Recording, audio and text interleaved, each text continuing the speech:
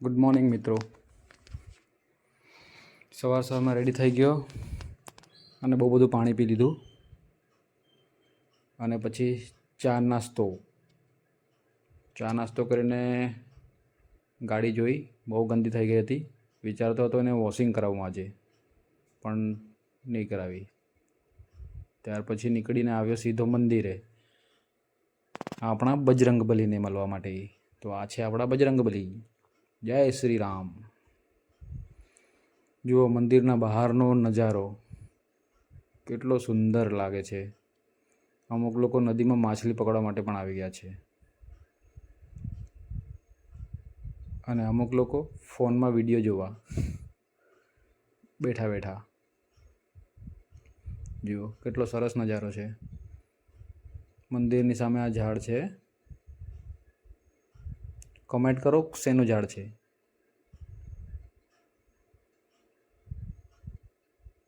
જો કેટલું સરસ લાગે છે.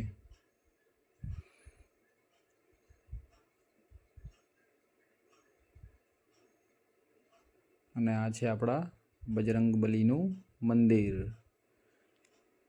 પંચમુખી હનુમાનજી. પછી ત્યાંથી નીકળીને સીધો ઓફિસ. તો હવે તમને મળું છું ડાયરેક્ટ ઓફિસે. આ છે આપણી હાયાબુઝા. જો આ છે મંદિર. આવી ગયો છું ઓફિસે, દરવાજો ખોલી દીધો અને જુઓ અંદરનો માહોલ. આ બધી ગાડીઓ મૂકી છે, એ બધે બહાર મારે કાઢવાની છે. કાઢીને પછી સાફ સફાઈ કરવાની છે અને પછી આખો દિવસ કામ પતાવ્યું. અને સાંજનો સમય હતો તો વરસાદ જરા જરા ચાલુ હતો,